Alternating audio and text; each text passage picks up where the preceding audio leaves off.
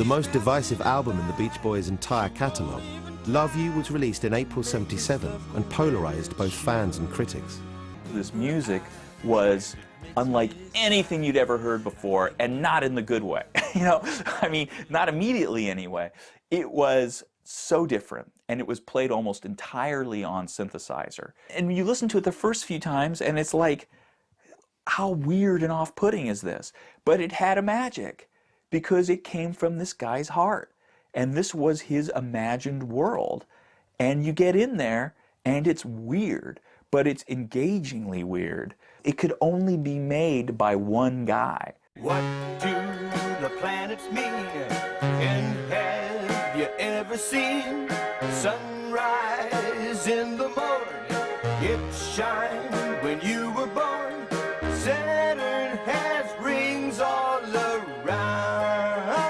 There's a faux naive quality to it, or maybe just a naivete to the record. It sounds like a man who hasn't grown up, an outsider artist, maybe.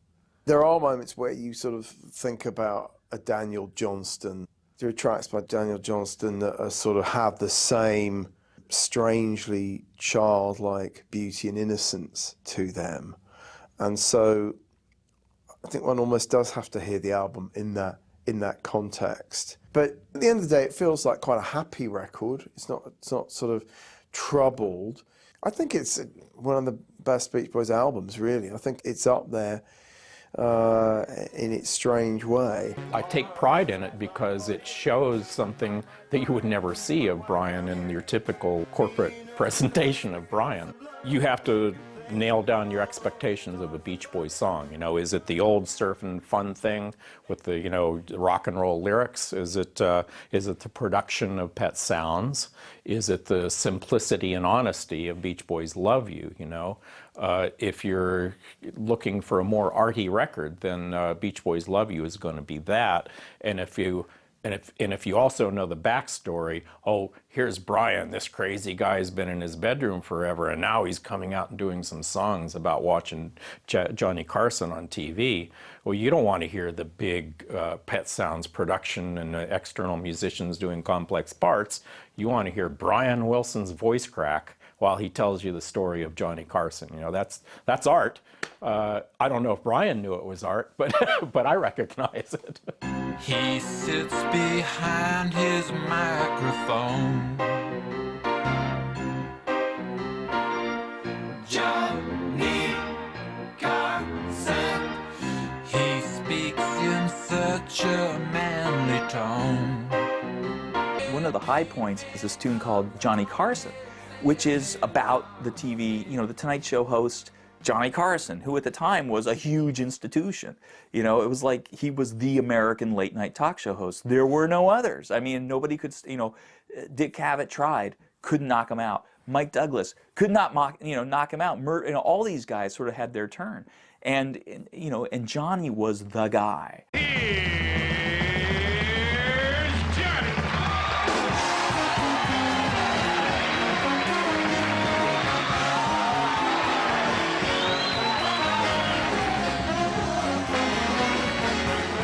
He's singing the song about this guy, and he's talking about how manly his voice is.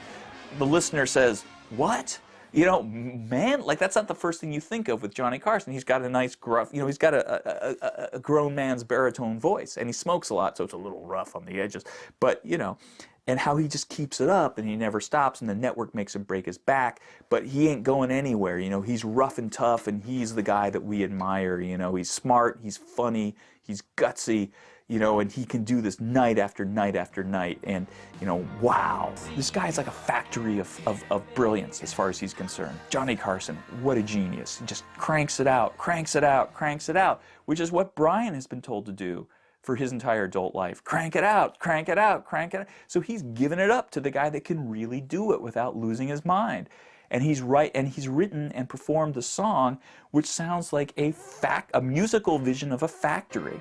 Because you like Brian Wilson so much, You know, his voice on Beach Boys' Love You is this acquired taste kind of thing. You have to kind of force yourself to go into that, you know, as opposed to the way the Beach Boys records really used to hit you was boom, you liked it right away. You know, it wasn't this like weird challenge to kind of like it. The guy can really write songs still, obviously, but the way he chooses to present himself as a singer, it just loses me, you know, and I think loses the public. Despite its many merits, the public didn't warm to this new, exposed Brian Wilson. Failing to hit the top 50 in the US, it was deemed a misstep by a band eager to continue generating substantial touring revenue and to get out of their contract with Warner Reprise. Still riding on the wave of creativity that Dr. Landy's therapy had inspired, since January 1977, Wilson had been busy working on more new material for the proposed LP Adult Child. Yet the lack of sales for the Beach Boys' Love You meant that this album would never materialize. Adult Child was really Brian Wilson starting to develop, and Brian Wilson starting to get good again. Life is for the Living, he goes back and he uses Dick Reynolds from the Christmas album, and who'd helped him with orchestration to the point where Brian was able to make Pet Sounds. He goes back and gets Dick Reynolds and does the arrangement on Life is for the Living. And the song, the lyrics mean something to people at that time. Life is for the living. Don't sit around in your ass smoking grass. That stuff went out a long time ago. Life is for There was a definite move towards, you know, exercise consciousness and health food consciousness and the growth of that culture. And Brian was right on the cutting edge of that. Also, he tried to write this song, Still I Dream of It, for Frank Sinatra. And it was a really good attempt to write a song that Sinatra could have sang. And it was great. This is really good Brian Wilson music. And you know what? He's starting to lose that kind of bad edge to his vocals. And his vocals are actually starting to sound doable. Still I dream a bit of that happy day when I can say I've fallen in love. And it haunts me so, like a dream that's somehow linked to all the stars above. I think Brian was starting to grow. He actually has started to slim down. He looked better. And then gone. The whole thing is just a very eccentric collection of styles and, you know, songs and ideas, at which point they heard that and they said, game over, buddy. We're taking back, you know, we're taking back the reins. You know, it's like, get away from the vehicle, keep your hands where we can see them, and we're going to take this somewhere else. And at the time, maybe Brian was just as happy. Maybe that kind of affront to his creativity was too much like Smile. For less than 2 years, Brian Wilson had apparently been back. Yet in a repeat of 1967, the result of his labour was considered too distant from the band's original template and a threat to their mainstream popularity, and another album was abandoned. This time, however, a rift opened up at the heart of the Beach Boys. Carl Wilson and Dennis Wilson are the vote here saying we need to stay creative. At the same time, Mike and Al goes, no, we need to focus on this stadium rock stuff. Our success is because of our old songs. So this psychic split happens, and what does Brian Wilson do?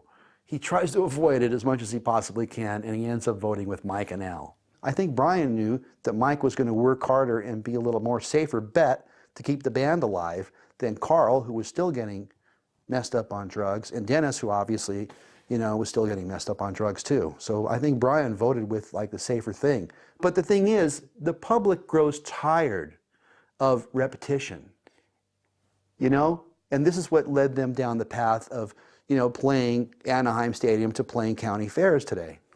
Even if Mike Love may have seemed the safer bet as the leader of the band, his finger was typically far from the pulse of popular taste. Dennis Wilson had already been channeling his creativity into solo projects, and when sessions for the group's last Warner Reprise LP began, neither he nor his brother Carl attended. These guys, like workmen, decide, well, what's worked lately? Surfing songs, car songs, girl songs. And so they write this album worth of like lukewarm, half-hearted crap. And sometimes with Brian's participation, which is really sort of the tragic part, you see Brian's compositional credit on these things and hear his voice on the songs on this album, and it's just like, it's like a nightmare vision.